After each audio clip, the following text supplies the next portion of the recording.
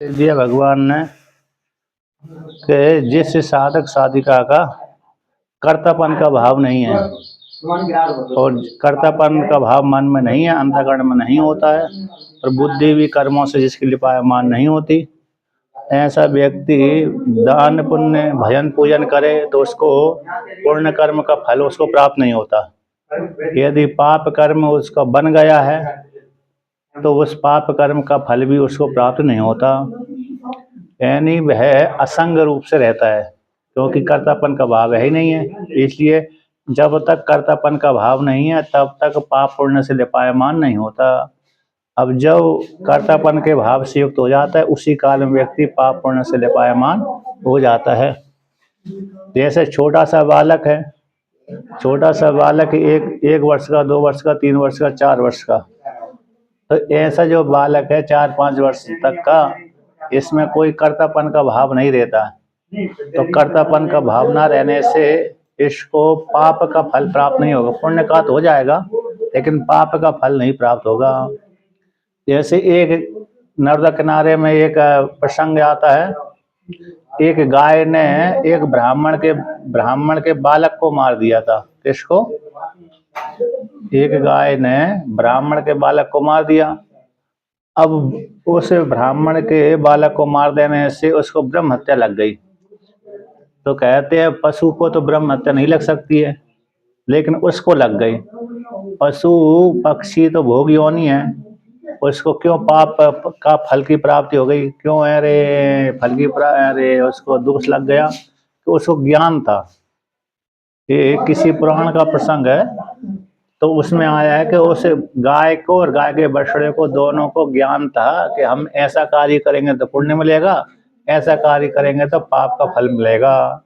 इसलिए उसने गाय ब्राह्मण के बालक को मार दिया और मारने से उसकी ब्रह्म हत्या लग गई। उसको आता उसका शरीर पूरा पूरा काला पड़ गया, गाय का भी। फिर वही गाय नर्मदा जी में स्नान करने के लिए गई और नर्मदा जी में स्नान करके कहते पुनः स्नान करके लौटी तो उसी समय गोरी भी हो गई। तो मतलब उसके ब्रह्म हत्या की निवृत्ति हो गई उस काल में। तो जिसको ज्ञान होता है उसको पाप पुण्य का फल विशेष प्राप्त हो जाता है। अब जिसको कर्तापन का भाव है उसको पाप पुण्य का फल प्राप्त होता है, और जिसमें कर्तापन का भाव नहीं है तो उसमें पाप पुण्य का फल भी उसको प्राप्त नहीं होता। तो मनुष्यों में कर्तापन का भाव रहता ही है। मनुष्यों में चाहे ज्ञान पूर्वक किया जाए कर्म, चाहे अज्ञान पूर्वक किया जाए, थोड़ा तो उसमें कर्तापन का भाव बना ही रहता है।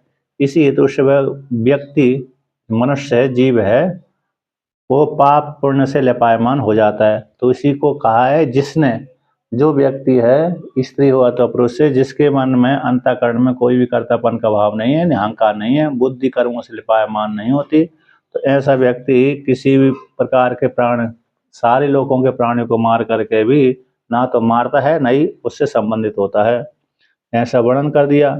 इसलिए अंतःकरण के धर्मों को आत्मा में आरोप नहीं कर सकते।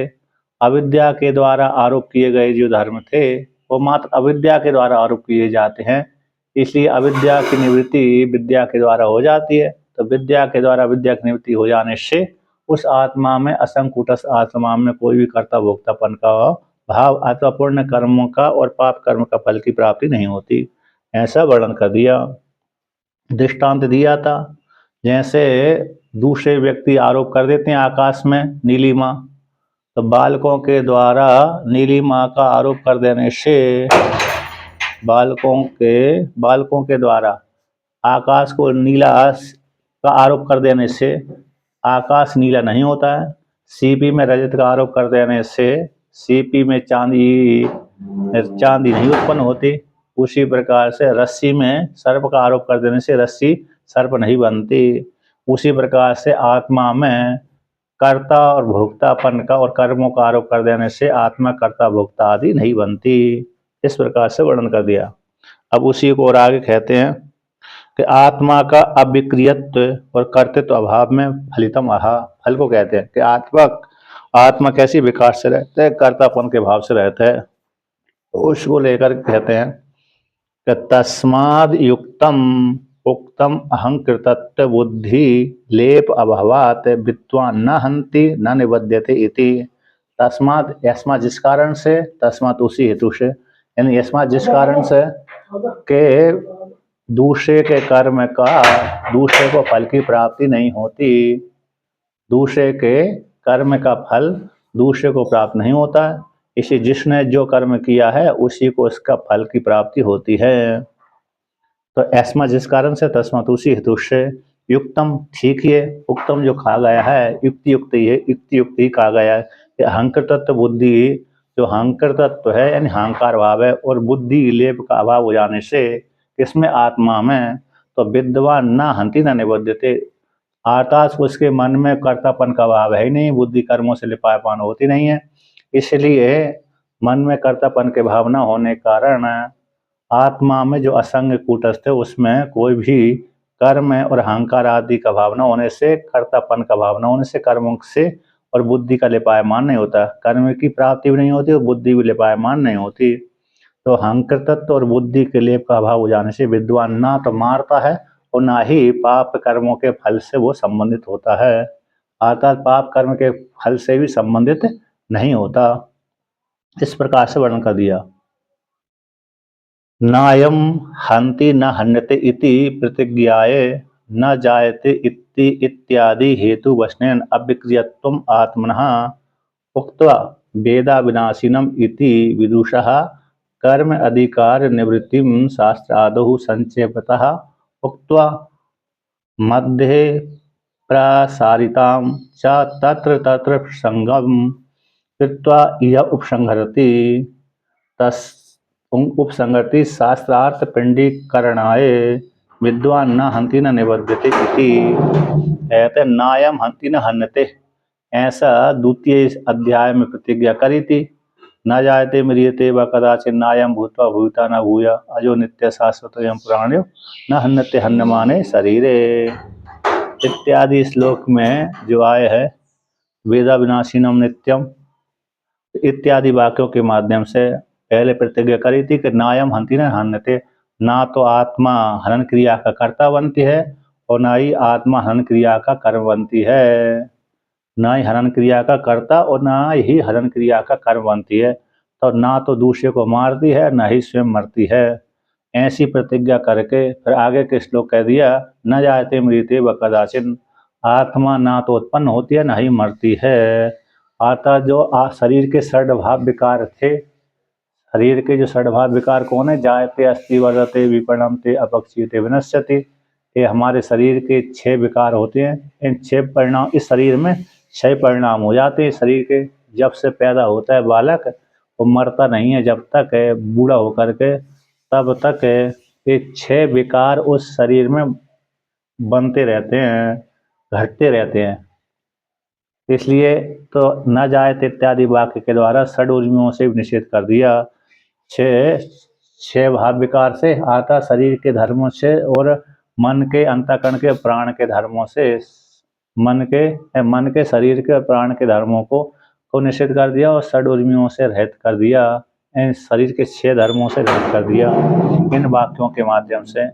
तो अविक्रियत्व आत्मना, आत्मा को अविक्रिय रूप से कथन करने के पश्चात कह करके कहते हैं वेदा अविनाशिनम इत्यादि, इस वाक्य के द्वारा कि जो जानता है अविनाशी आत्मा को, वेद अविनाशिनम मत्वा, कि जो इस प्रकार से वेदन जानता है किसको, अविनाशी आत्मा को, है ना तो किसी को मारता है न स्वयं मरता है, वो कृत हो जाता है। इस प्रकार के वाक्य के माध्यम से विदुषा है विद्वान का कर्म अधिकार निवृत्त, कर्म की अधिकार की निवृत्ति के लिए शास्त्र के आदि में इन द्वितीय अध्याय में ही संक्षेप से भगवान ने अर्जुन के लिए कह करके मध्य में प्रसारिताम, तो मध्य में जो बीच बीच में तृतीय अध्याय में, चतुर्थ अध्याय में, चौथे में, 5वें में, 6ठे में, 7वें में, 8वें आदि में, 9वें में, 10वें में, 12वें, 13वें में, 14वें इत्यादि अध्याय में, तो तत्र तत्र वहाँ पर प्रसंग को लेकर के बीच में विस्तार कर दिया था और फिर तत्र तत्र प्रसंग को लेकर के प्रसंगम करता यह उपसंगति 18वें अध्याय में उसी का उपसंहार किया जा रहा है। उपसंहरति। तो शास्त्रार्थ पिंडीकरण है। शास्त्र का जो विषय है, शास्त्र का जो अर्थ है, तो शास्त्र के अर्थ को पिंडीकरण करने के लिए, शास्त्र का क्या अर्थ है, क्या सार है, उसको पिंडीकरण करने के लिए, संग्रह करने के लिए, उपसंग्रह यानी उपसंहार करने के लिए, कि इसी में ही घटित है। पिंडीकरण जो आदि में कहा था, बीच में जो उसी का प्रसंग किया है, और अंतिम में उसी का ही वर्णन किया जा रहा है। तो सारे शास्त्र का क्या सार है? ये सार है कि आत्मा कर्ता भोक्ता से रहित है, आत्मा कर्ता भोक्ता से रहित है, और आत्मा में जो आरोप किया गया था वो अविद्या को लेकर के किया गया था। इस शास्त्र का अर्थ को पिंडीकरण कर लिया। सार शास्त्र का सार यही है। तो वहाँ पर वहाँ पिंडीकरण का मतलब होगा, जैसे पिंडीकरण तो ये सामान्य है ना, हम आटा फैला हुआ है, तो आटा फैला हुआ है तो उसको जल आदि डाल करके और ठोस कर लेते हैं, एकत्रित कर लेते हैं, ढेर बना लेते हैं, है ना, एक जगह कर लेते हैं सब। हाँ, उसी प्रकार से यहाँ पर जैसे सामान लौकिक में है, एक जगह कर लिया, एक ढेर लगा लिया। तो उसी प्रकार शास्त्र में जहाँ पर आदि में जो प्रसंग कहा था, बीच में जो प्रसंग कह दिया, अन्य अन्य वादियों के मत को खंडन करके, अंतिम में उसी प्रसंग को यहाँ पर उपसंहार किया जा रहा है। तो शास्त्र का अर्थ क्या है? प्रतिपाद्य विषय कौन है? ये ही प्रतिपाद्य विषय है। तो शास्त्र के अर्थ को पिंडीकरण करने के लिए, शास्त्र का यही शास्त्र का सार, शास्त्र का सार। टीका में भी, और टीका में भी पिंडीकरण का और भी क्या दिया है, प्रतिज्ञात। यहाँ पर इसमें शास्त्रार्थ है ना, प्रतिज्ञातस्य हेतुत्वेन उपादितस्य अन्ते निगमनम किमर्थम इत्यादि। यहाँ पर कहते हैं निगमन, पिंडीकरण का अर्थ दूसरा प्रकार से जान ली, निगमन निश्चय, प्रतिज्ञा हेतु उदाहरण उपनय निगमन, ये दूसरे को समझाने के लिए है। पिंड यहाँ पर निगमन निश्चय, यहाँ पर इसका देखिए टीका में, मतलब यहाँ पर जो एक दूसरे वाले व्यक्ति को समझाने के लिए 5 हेतु होते हैं। दूसरे को समझाना है तो उसके लिए न्याय में 5 आते हैं, प्रतिज्ञा हेतु उदाहरण उपनय और निगमन। कहाँ वस्तु ऐसी है, स्वयं को समझने के लिए 3 की जरूरत पड़ती है, प्रतिज्ञा हेतु उदाहरण। स्वयं को समझने के लिए 3 वस्तु की जरूरत पड़ती है, 3 हेतुओं की, प्रतिज्ञा हेतु उदाहरण। दूसरे को समझाने के लिए 5, प्रतिज्ञा हेतु उदाहरण उपनय निगमन, प्रतिज्ञा हेतु उदाहरण उपनय और निगमन। तो यहाँ पर इस पिंडीकरण का अर्थ होगा निगमन निश्चय, यानी यही सार है। अब सारे संपूर्ण शास्त्र का सार क्या है? ये है निगमन निश्चय। इसी टीका में कहा गया प्रतिज्ञातस्य, जो प्रतिज्ञात की गई थी, तो प्रतिज्ञा कहाँ की गई थी? नायम हंति न हन्यते, ऐसी प्रतिज्ञा करी थी द्वितीय अध्याय में, आत्मा न मरती है न मारती है, ऐसी प्रतिज्ञा करके हेतुत्व रूप से उपादित, तो बीच बीच में हेतु रूप से उत्पादन कर दिया गया था कारण को लेकर के, अंत में उसी का निगमन, अंत में जो प्रतिज्ञा करी थी उसी का यहाँ पर निगमन किया जा रहा है। तो निगमन का अर्थ हो गया निश्चय। यहाँ ये सार गीता का शास्त्र, गीता शास्त्र का अर्थ यही है, गीता के द्वारा प्रतिपाद्य विषय यही है कि आत्मा ही सत्य है और जगत मिथ्या है। आत्मा में कर्ता भोक्तापन बिल्कुल भी नहीं, अविद्या को लेकर आरोप किया गया। तो पिंडीकरण का अर्थ हो गया निगमन निश्चय, शास्त्र का अर्थ है निश्चय किया जा रहा है। शास्त्र के अर्थ का निश्चयकरण करने के लिए, पिंडीकरण करने के लिए, विद्वान तथा विद्वान न हंति न निबध्यते, विद्वान न मरता है और न ही मारता है ना, यही आया। तो कहते हैं विद्वान न हंति न निबध्यते, विद्वान ना तो मरता है और ना तो मारता है और ना ही किसी भी पाप कर्म से संबंधित होता है, नहीं होता, किसी भी कर्म से संबंधित नहीं होता, पुण्य वाले कर्मों से भी संबंधित नहीं होता और पाप वाले कर्मों से भी संबंधित नहीं होता। इस प्रकार से भगवान भास्कर ने कहा। अब उसी को राग कहते हैं।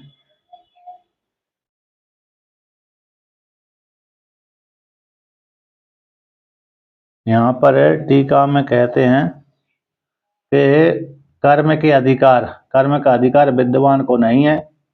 न इति ऐसी स्थिति हो जाने पर तस् उसी का ध्येय अभिमान के अभाव हो जाने, विद्वान में ध्येय का अभिमान का अभाव हो गया।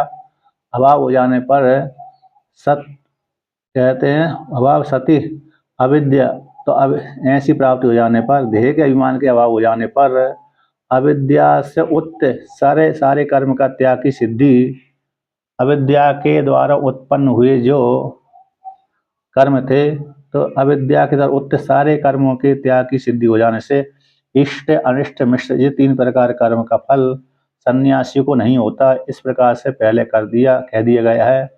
अब परम प्रकृतम उसी जो प्रकरण आया था उसी प्रकरण का यहाँ पर उपसंहार किया जा रहा है। अर्थात 3 प्रकार के जो कर्म थे इष्ट अनिष्ट और मिश्र, ये सन्यासी को प्राप्त नहीं होते। तो क्यों? क्योंकि सन्यासी में कर्तापन का भाव है नहीं है और ध्येय का अभिमान नहीं है। जिस व्यक्ति में ध्येय का अभिमान है, कर्तापन का अभिमान है, उसी को ही इष्ट अनिष्ट और मिश्र 3 प्रकार के पुण्य पाप और मिश्रित कर्म का फल की प्राप्ति होती है। तो ऐसी प्राप्ति हो जाने पर कहते हैं एवं च सति देहे वृतत्व अभिमान अनुपत्तौ अविद्याकृत अशेष कर्म संन्यास उत्पत्ते सन्यासीनाम अनिष्टादि त्रिविधम कर्मणः फलम न भवति इति उपपन्नम तद विपर्याच्च इतरेषां भवति इति एतत् च अपरिहार्यम् इति एषः शास्त्रस्य अर्थम उपसंहृतः। तो यहाँ पर वर्णन करते हैं कि एवं सति ऐसी प्राप्ति हो जाने पर किस प्रकार की प्राप्ति हो जाने पर कि विद्वान में विद्वान ना मारता है, ना ही किसी भी कर्म से लिपायमान होता है, किसी भी कर्म से लिपायमान नहीं होता।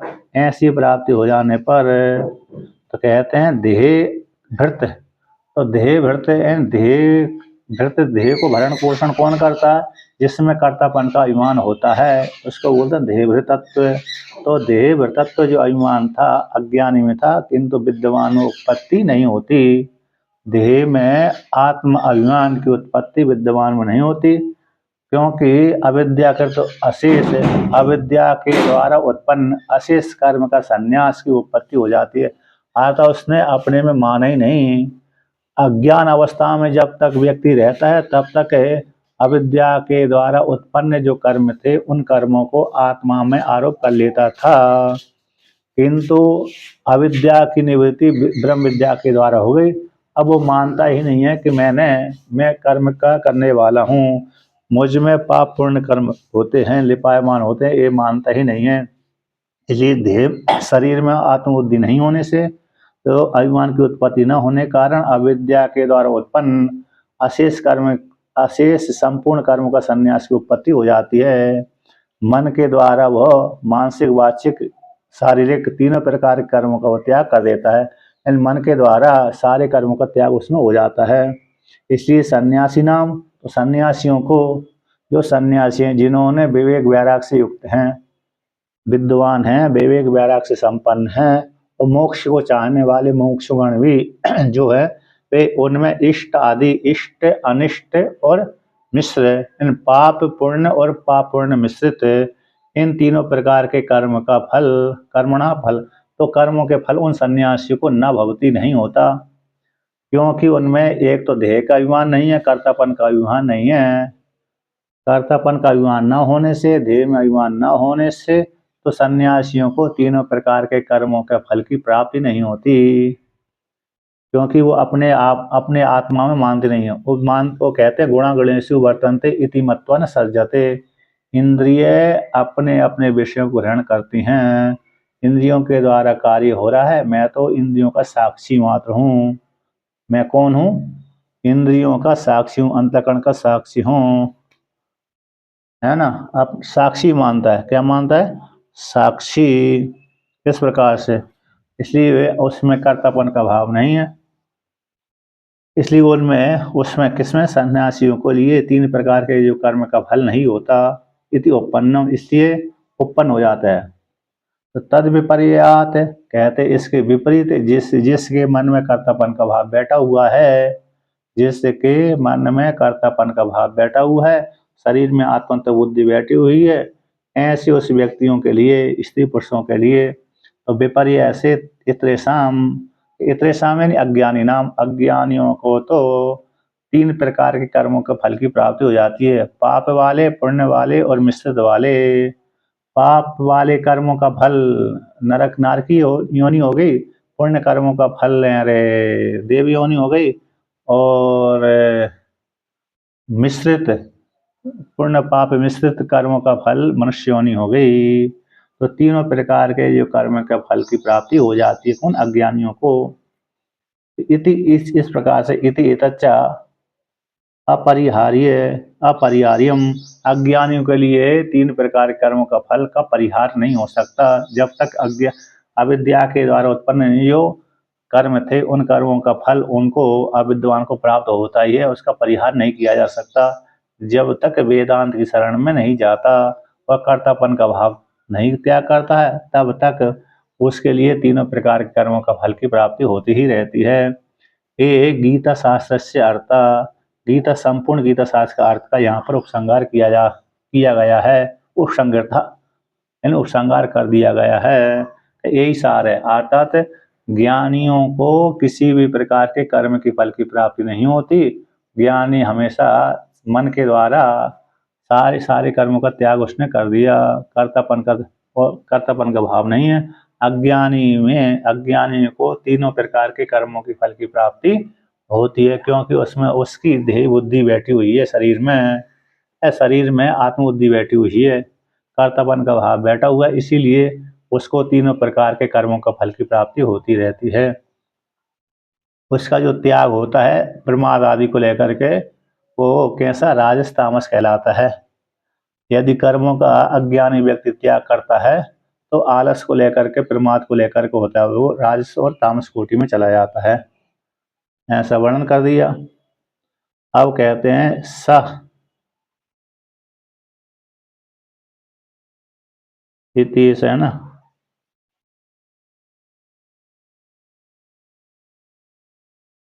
अब कहते हैं स ऐसा का अर्थ हो गया कि उक्त गीता अर्थ का वेदार्थ, गीता के द्वारा प्रतिपादार्थ वेदार्थ, वेद वेद का अर्थ होने से उपादेय ग्रहण करने के योग्य है।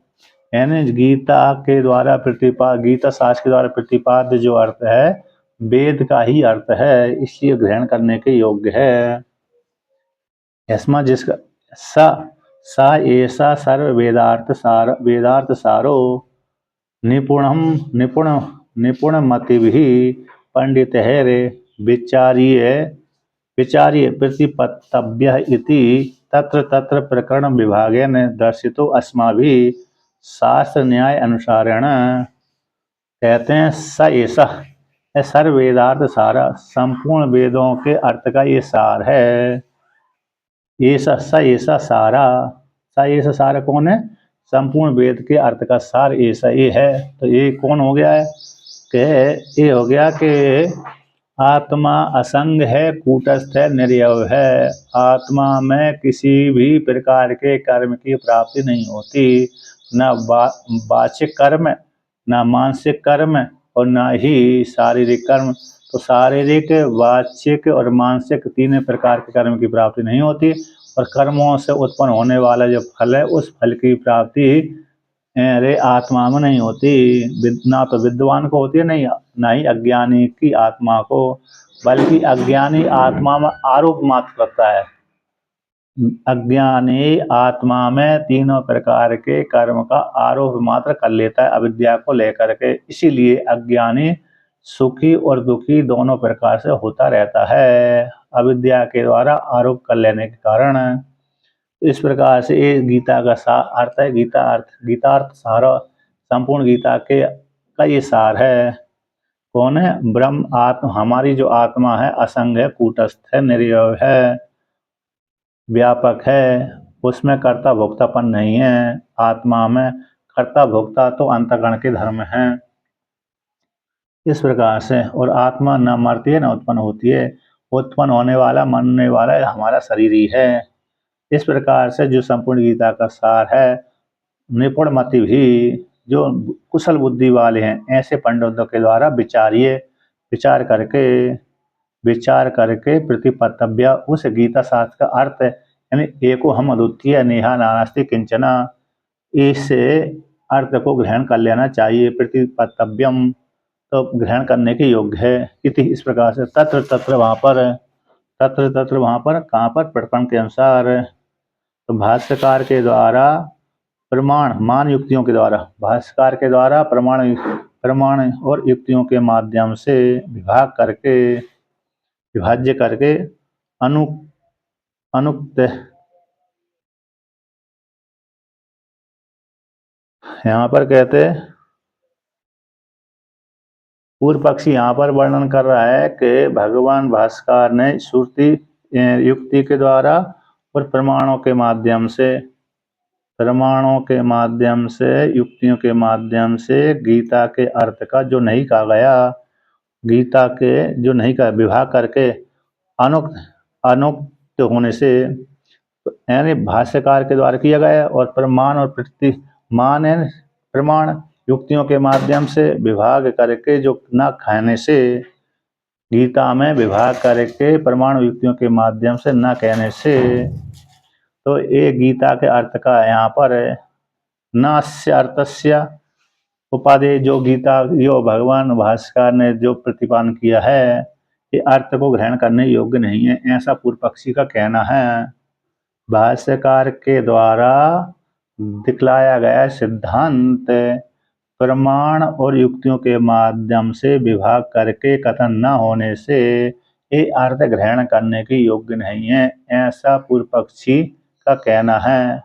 तो कहते तत्र तत्र वहाँ पर हमने जहाँ पर गीता के वाक्य हैं, गीता में ही, तो जहाँ पर प्रकरण आया है उस प्रकरण में विभाग करके दिखला दिया गया कि ये अज्ञानी को विषय करने वाले कर्म हैं, ये कर्म, इन कर्मों का अधिकारी अज्ञानी है, ज्ञानी बिल्कुल भी नहीं है। ज्ञानी यदि कर्म करता है तो लोक संग्रह के लिए कर्म करता है, ज्ञानी यदि कर्म करता है तो लोक संग्रह के लिए ही करता है, बाकी ज्ञानी के लिए कोई कर्म का विधान नहीं किया गया। और आत्मा में कोई भी कर्म नहीं उत्पन्न होते, आत्मा उत्पन्न से और मृत्यु से रहित है, षड भाव विकार से रहित है।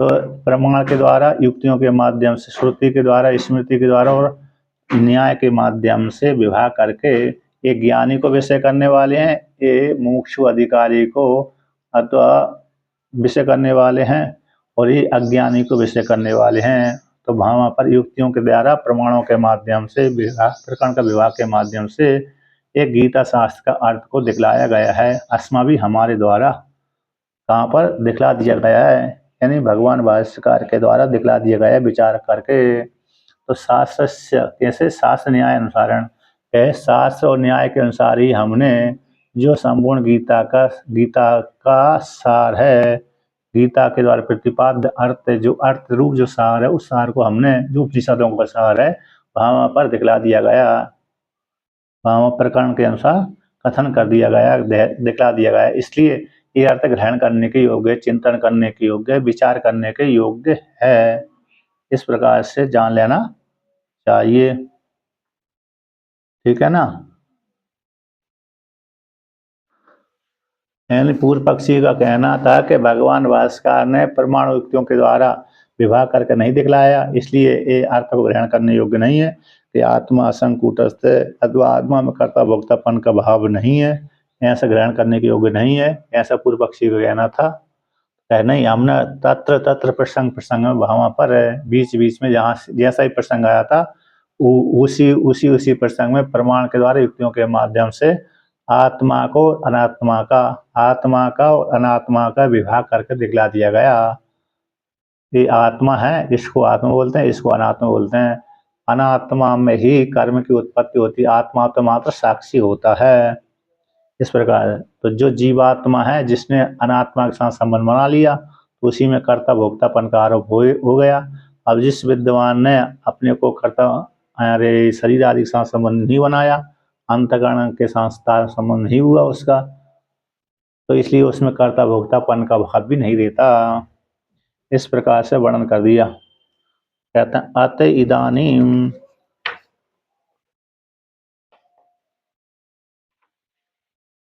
तेषां कर्मणः प्रवर्तकम उच्यते। कहते हैं अब वर्तमान काल में, किस काल में कहते हैं शास्त्र अर्थ का, शास्त्रार्थ शास्त्र का जो अर्थ है प्रतिपादक उसको उपसंहार के अनंतर अत अनंतर अनंतरियम अत इति युक्तम, जो अत कहा गया है, इदानीम दो शब्द आए, अत और इदानीम शब्द आए हैं, ये प्रवर्तक उपदेश की अपेक्षा को लेकर कहे गए हैं कि अब आगे के जो वर्णन किया जा रहा है उन कर्मों के प्रवर्तम, इन कर्मों की प्रवृत्ति, प्रवर्तक प्रेरक कौन है, जो व्यक्ति किसकी प्रेरणा से इन कर्मों का प्रवर्तक होता है, प्रेरक होता है, जिसके कारण जीवात्मा कर्म करता है। जैसे वहां पर आया केन उपनिषद में, केने सितम पतति प्रेषितम मना, कहन प्राणा प्रथमा प्रति युक्ता, किसकी प्रेरणा से मन मन और इंद्रिय अपने अपने विषय का सेवन करती हैं, किसकी प्रेरणा को लेकर के। उसी प्रकार से यहाँ पर भी कर्मों का प्रवर्तकम, कर्मों का प्रेरक कौन है उसको लेकर के वर्णन करते हैं। तो 18वें श्लोक का पाठ करते हैं। ज्ञानमिति ज्ञानम ज्ञेयम परिज्ञाता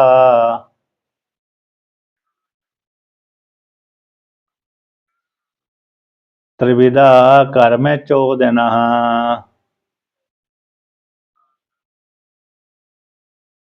करणम कर्म कर्तेति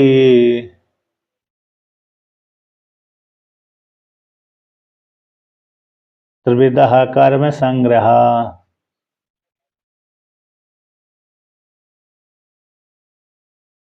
तो यहाँ पर वर्णन करते हैं।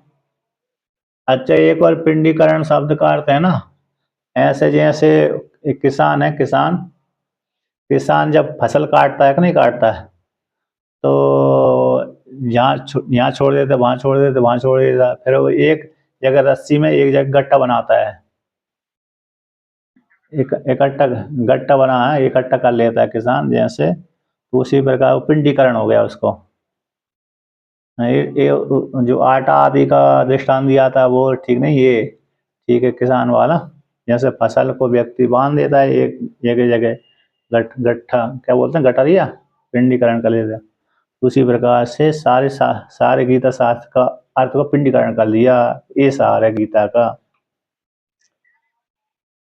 पहली उसी चीज को समेट लेना, एकत्रित कर लेना, ढेर बना लेना, वही हो गया। अब कहते ज्ञानम, तो ज्ञायते अनन्ति ज्ञानम, जिसके द्वारा वस्तु जानी जाती है, जिसके द्वारा वस्तु जानी जाती है उसको ज्ञान बोलते हैं। ज्ञान नहीं है तो व्यक्ति कोई वस्तु को नहीं जान पा सकता, नहीं जान पाएगा। ज्ञान है तभी जान पाएगा। इस वस्तु को हम क्या कहेंगे, वस्तु भली पड़ी हुई है हमारे सामने, लेकिन ज्ञान नहीं है तो हम उस वस्तु का नाम नहीं जान पाएंगे, कथन नहीं कर सकते हैं कि ये वस्तु है। या तो नया नाम देना पड़ेगी हमको, नया नाम देना पड़ेगी। जैसे श्रृंगी ऋषि हुए ना, उन श्रृंगी ऋषि को शुरू में अरे ज्ञान ही नहीं था स्त्रियों का, उन्होंने कहा था ये तो देवता विशेष है, क्योंकि देखा ही नहीं, पुरुष को देखा था उन्होंने। जहाँ पर वो रहते थे मांडव ऋषि, विभांडक है, कौन थे, विभांडक, विभांडक ही नाम है ना, विभांडक ऋषि के पुत्र थे श्रृंगी ऋषि, यही है ना, तो दूसरे हैं, विभांडक ही थे। तो विभांडक ऋषि जंगल में निवास करते थे। अन्य जो ऋषि मुनि आदि थे ना, उनके पास में वह भी ऐसे ही रहते थे सारे, कैसे, मेरे विरक्त आश्रम वाले यानी स्त्री आदि से को छोड़ करके दूर रहते वाले, नेक्स्ट ब्रह्मचारी या तो सन्यासी आदि व्रत व्रत वाले रहते थे, इसलिए उन्होंने किसी भी स्त्री को देखा ही नहीं। किसी स्त्रियां जब आई तो देखा कि कोई देवता आया है, ऐसा उन्होंने बोला था। नहीं वो, नहीं नहीं, उनकी पत्नी वो ब्रह्मचारी थे, अर्थात वो स्त्री से पैदा नहीं हुए ना, सिंह ऋषि वो तो हिरणी से पैदा हुए। इसलिए उन्होंने विवाह नहीं किया ना, विभांडक ऋषि ने स्त्री से पैदा नहीं हुए। हिरणी, हाँ हाँ, हिरणी से पैदा हुए थे और सर में एक सिंह उग आया था, इसलिए उसका नाम सिंह ऋषि। हम विभांडक ऋषि के पुत्र थे। जैसे स्वप्न दोष हो जाता ना, ऐसे ही दोष हो गया था हैं। क्या? विभांडक के थे, स्वप्न दोष की घटना से ये पैदा हुए थे, तो इस प्रकार से, तो इसलिए हिरणी ने उनका पान कर लिया था, उसी से पैदा हो गए, विभांडक कहलाए, मत सिंह ऋषि कहलाए।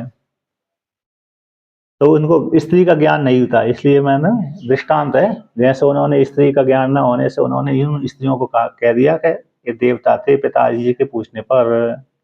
इसलिए ज्ञान होना अनिवार्य है, वस्तु होने पर भी यदि ज्ञान नहीं है तो हम उस वस्तु को इदम कोटि से तो कह सकते हैं, इदम या कोई है वस्तु, लेकिन विशेष उसका वर्णन नहीं कर सकते। विशेष जब ज्ञान होगा तो विशेष का वर्णन कर देंगे। तो ज्ञान, तो ज्ञेयम जो जानने योग्य है, ज्ञेयम शब्द का अर्थ होता है जानने योग्य, मतलब घटपट है, हाँ वस्तु हो गए, जैसे घट है जानने योग्य, पट है जानने योग्य, आत्मा जानने योग्य, परिज्ञाता है इन कर्ता जानने वाला। त्रिशु एक आता है मांडुक उसमें केवल उपनिषद में, त्रिशु धामसु यद भोग्यम भोक्ता भोगस्य यद भवेत् तेवो लक्षण साक्षी चिन्ह मात्र हम सदाशिवा।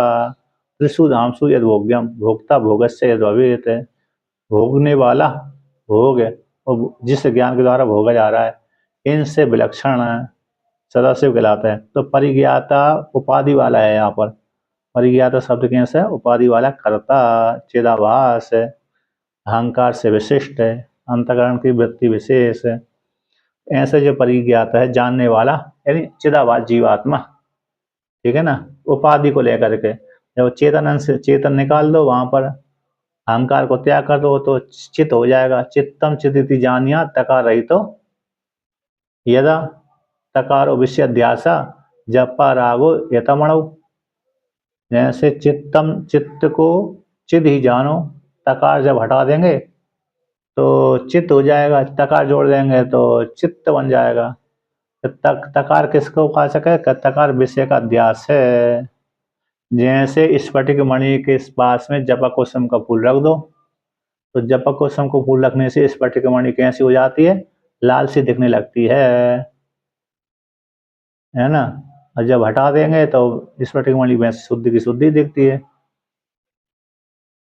स्फटिक मणि का देखा ही होगा, शिवलिंग, शिवलिंग काफी बनाते हैं, थोड़ा महंगा श्री श्री श्री यंत्र तो इतना यारे वो नहीं आता, मतलब यारे उसमें चमक नहीं आती श्री यंत्र में, परछाई कम। हाँ शिवलिंग रहेगा स्फटिक का तो उसमें अच्छा दिखेगा, क्योंकि थोड़ा लंबा चौड़ा बनाते हैं ना, इस श्री यंत्र तो छोटा छोटा बना देते तो उसमें वो परछाई नहीं आएगी। आ, देखता नहीं, समझ में नहीं आता। हाँ शिवलिंग, शिवलिंग हो बढ़िया, एक आध फीट का, और पीछे दीपक लगा दो है।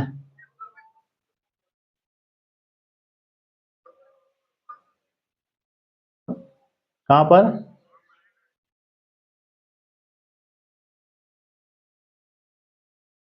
अच्छा अच्छा,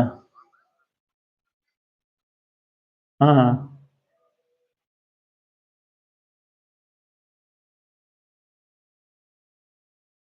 अच्छा समाधि पे।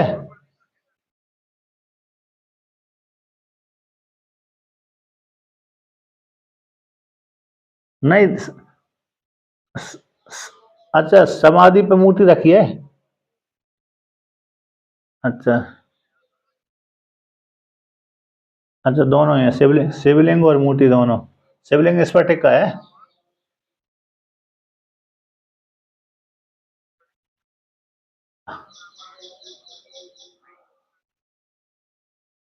अच्छा अच्छा अच्छा। हाँ हाँ, मैंने तो ज़्यादातर वहाँ देखा, अरे वहाँ पर जम्मू में देखा थे।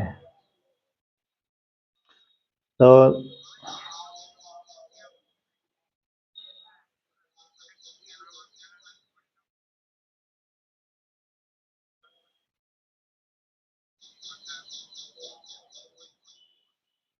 किसमें? अच्छा अच्छा अच्छा, जैन जैन समाज। वो तो पत्थर की है, इस पर टिक्की बनाते हैं। इस पर टिक्की नहीं देखी मैंने। अब अच्छा अच्छा अच्छा अच्छा अच्छा, हाँ बनाए और अच्छा मूर्ति तो अच्छी बनाते हैं। और वहाँ पर अरुणाचल पर्वत पे है ना, वो राजस्थान में अरुणाचल पर्वत पे, वहाँ का मंदिर देखो उनका है, बहुत सुंदर कलाकृति निकाली, जैसे नर्मदा किनारे। हाँ, नहीं कलाकृति बहुत अच्छी है, क्या बारीक कलाकृति। अच्छा अच्छा, जैसे नर्मदा किनारे में। अच्छा होना, जैसे नर्मदा किनारे में है ना, नर्मदा किनारे में जहाँ पर निमा, अब कौन सा है जो हंडिया, हंडिया ने हंडिया है, हरदा जिले के जो घाट पड़ता है हंडिया, हंडिया तो बोलते हैं। तो वहाँ पर जो शिवलिंग है, शिव जी का मंदिर है, नर्मदा इस तट उस तट पे, हरदा हरदा से जो नर्मदा जी पार करते हैं ना, इस पार उस पार, तो वहाँ पर जो मंदिर है, बहुत सुंदर मंदिर बना हुआ, उसकी कलाकृति देखो।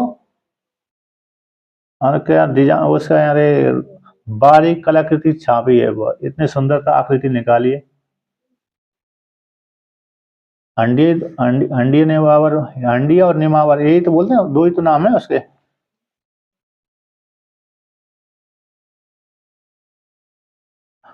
अच्छा, नर्मदा जी की नेवी कहलाती है, नाभि, नाभि स्थल है वो, नर्मदा। तो वहां पर शिव जी का मंदिर बड़ा सुंदर बना हुआ है। तो देखिए, अब यहाँ पर ज्ञानम ज्ञेयम परिज्ञाता त्रिविधा कर्म चोदना, तीन प्रकार त्रिविधा है, तीन प्रकार के कर्म चोदना, कर्म के प्रेरक हैं। कैसे? एक कर्म के प्रेरक कहलाते हैं इस प्रकार से। चोदना यानी विधि वाक होता है, चोदना यानी प्रेरक, कर्म के प्रेरक कहलाते हैं। कर्म और कारणम कर्म करता इति, तो ये एक करण हो गया, कर्म हो गया, और करने वाला कर्ता ही होगा। त्रिविधा तीन प्रकार के कर्म संग्रह, कर्मों का संग्रह, ये कर्मों का ये संग्रह हो गया। अतः इनके माध्यम से व्यक्ति कर्म करता है। और ज्ञान के परिज्ञाता, ज्ञान जिसके द्वारा ज्ञान किया जाता है, ज्ञान हो गया इंद्रिय आदि के माध्यम से, अंतःकरण के माध्यम से।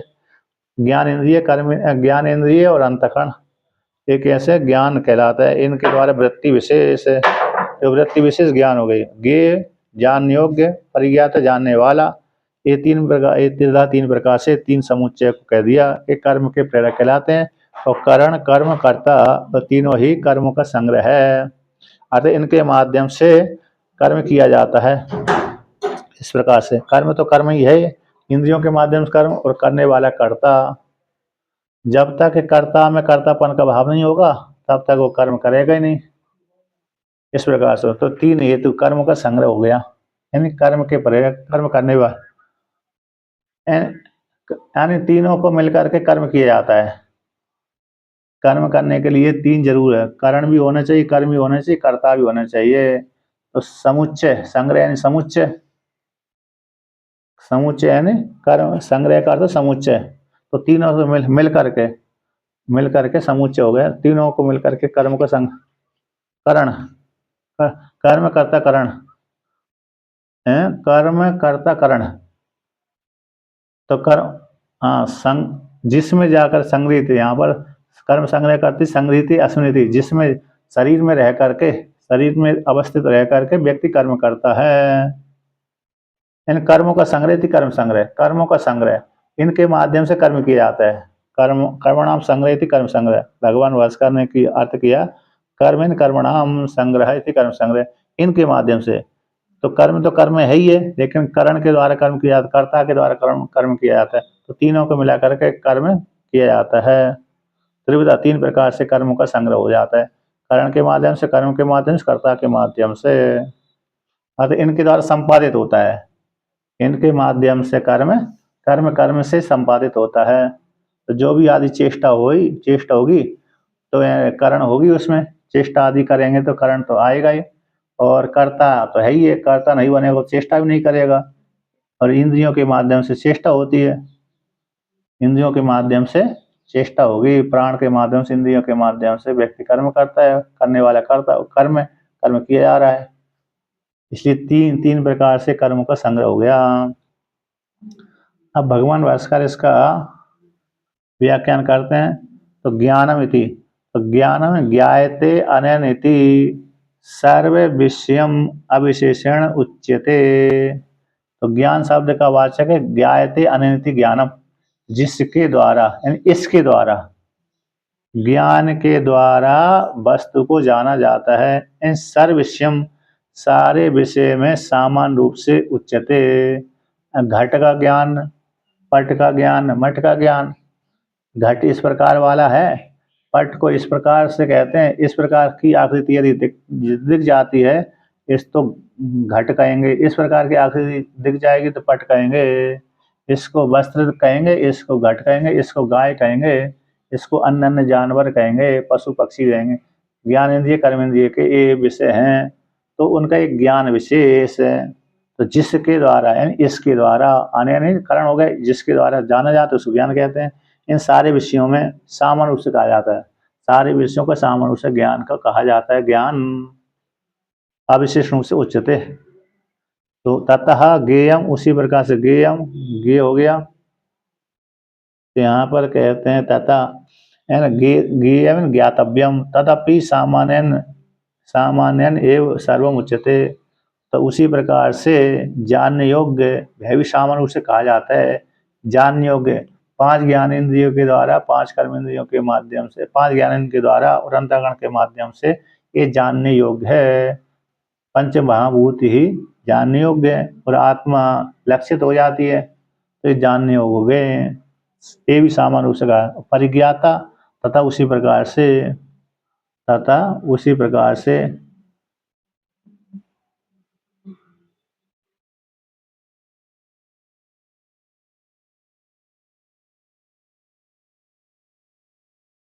यानी यहाँ पर कहते हैं लक्षणत्व, जो लक्षण आए, उपाधि लक्षणत्व, उपाधि, अच्छा आगे आएगा। तथा परिज्ञाता, परिज्ञाता शब्द, तथा उसी प्रकार से परिज्ञाता शब्द का अर्थ करते हैं उपाधि लक्षणों अविद्या कल्पिता भोक्ता, अविद्या कल्पिता भोक्ता इति एतत् त्रयम् येषाम् अविशेषेण सर्वकर्मणां प्रवर्तकः त्रिविधः त्रिप्रकारा कर्म चोदना। उसी पर परिज्ञाता, उपाधि लक्षण वाला, आत्मा, जीवात्मा, कर्ता, अविद्या के द्वारा कल्पित, परिज्ञात शब्द का उपाधि लक्षण वाला, अविद्या कल्पित भोक्ता, अविद्या के द्वारा इसकी भोग संज्ञा हुई है, भोक्ता संज्ञा हो गई। अविद्या के द्वारा अविद्या कल्पित भोक्ता संज्ञा आत्मा में आरोप कर दिया जाता है। चैतन्य का आवास है, चैतन्य का जो आवास है उसमें भोक्ता संज्ञा होती है। पंचदशी में जब पढ़ेंगे तो उसमें आता है चिदाभासी कर्ता और भोक्ता कहलाता है, उसी को ज्ञान होता है, उसी को ज्ञान होता है, चिदाभास को ज्ञान होता है। अब उसमें ये भी कर देते हैं, कभी चिदाभास को नष्ट भी कर देते हैं, कभी उसी में लीन कर देते हैं। वहाँ पर समझने योग्य है पंचदशी में कि वो चिदाभास भी उस परमात्मा का ही, परमात्मा ही उसका मूल स्वरूप है।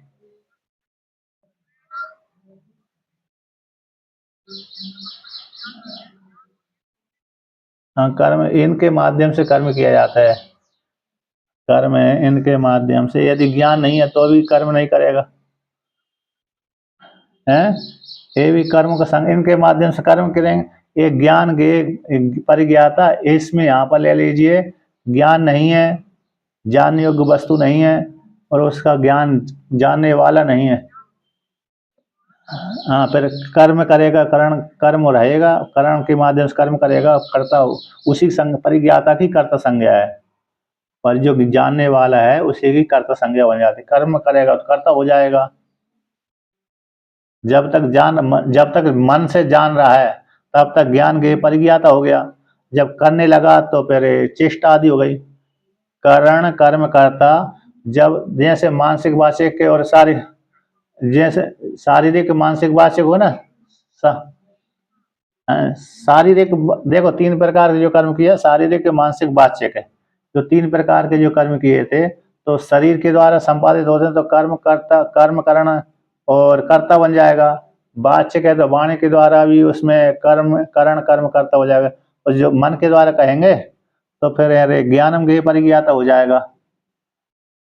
तो जब मन के द्वारा कर रहा है तो उसमें मन के द्वारा जान रहा है इस प्रकार से, तो परिज्ञाता हो संज्ञा हो जाएगी। जब करने लगेगा तो कर्ता हो संज्ञा हो जाएगी उसी को। एक मन की वृत्ति विशेष है ना। अच्छा, मन में भी चेष्टा ही होती है, प्राण के लेकर के चेष्टा होती है इस प्रकार से, तो एक वृत्ति वृत्ति विशेष कहलाती है। तो यहाँ पर उपाधि लक्षण जो अविद्या के द्वारा कल्पित भोक्ता कहलाता है। अब ये यहाँ पर टीका में कहा गया है उपाधि लक्षणत्वम, उपाधि लक्षण है तत्प्रधानत्वम उपहितत्वम। तत्प्रधान उपाधि प्रदान होकर के उपहितत्व उपहित, तो उपहित उससे अंतःकरण से उपहित, अहंकार से युक्त, बुद्धि से विशिष्ट, तो तस्य अवस्तु अर्थत्वम अविद्या कल्पितम। वो वस्तु नहीं है, जो भोक्ता संज्ञा जिसकी है वो पारमार्थिक सत्य नहीं है, अविद्या के द्वारा कल्पित है, अविद्या के द्वारा कल्पित है, इसलिए उसकी भोक्ता संज्ञा होगी। तो चिदाभासी यहाँ पर ले लीजिए किसको, अहंकार को अथवा चिदाभास को। तो अविद्या के द्वारा आत्मा में कल्पित होकर के जो चिदाभास संज्ञा है जिसकी, वो भोक्ता कहलाता है। इति उसी को ज्ञान होगा पंचदशी के अनुसार। तो इस प्रकार से वर्णन कर दिया। अर्थात कहते हैं कर्म के संग्रह मतलब इन तीनों से मिलकर के कर्म की प्राप्ति होती है। करण कर्म करता, तीनों को लेकर के व्यक्ति कर्म करता है। कर्म का संग्रह करता, कर्मों को करता, अतः इन तीनों के माध्यम से कर्म होगा। और कर्म करेगा तो फिर अगली भोगेगा भी उसको। कर्म यदि करेगा तो फिर उसका फल भी भोगेगा भविष्य काल में।